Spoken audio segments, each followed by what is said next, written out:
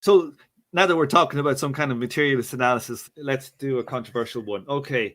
So, like, to me, when we look at a lot of the revolutionary kind of Marxist, communist, whatever attempts that have been tried in the 20th century, what we see a lot of the times is that they happen in places where the bourgeoisie seems unable to break through the existing structure to help the formation of capital. So, like in Tsarist Russia, we have a strong state but a weak bourgeoisie, and when we have a crisis area, it was the revolutionary left who managed to industrialize the country and then collapse back into a capitalist form.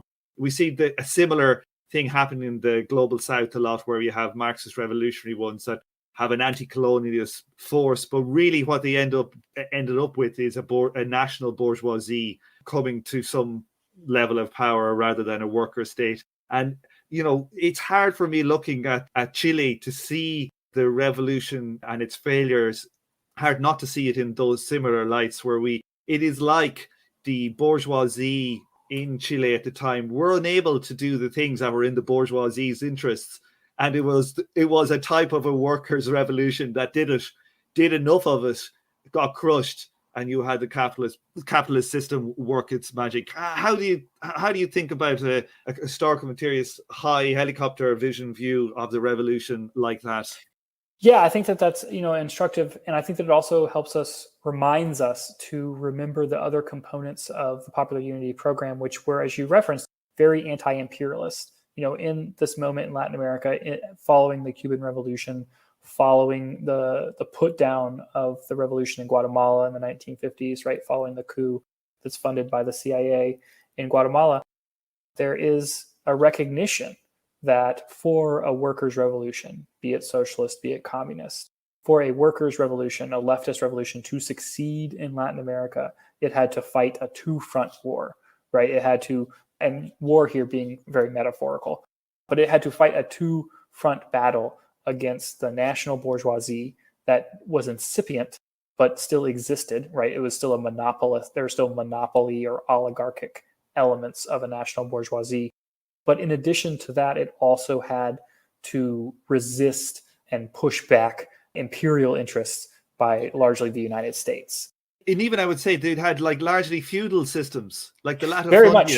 Yeah. You had a similar kind of thing for the anti-colonial struggles. You had essentially near feudal systems like you had in Russia.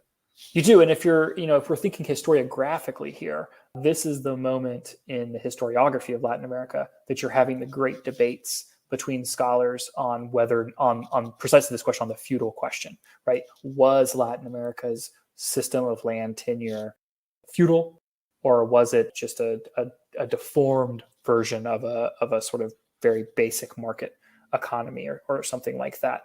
And these debates were largely settled in the 1980s.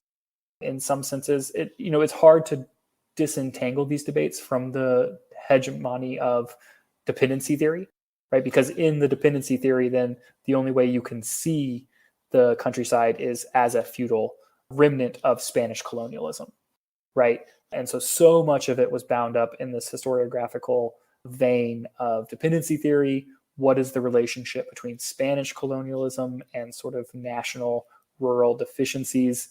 And so you have great debates. So, for example, Steve Stern will argue that to understand this debate, we have to actually look at the modes of production. So there's a great debate that goes down between Emanuel Wallerstein and him about what the modes of production. And Ernesto Laclau was also involved in this debate.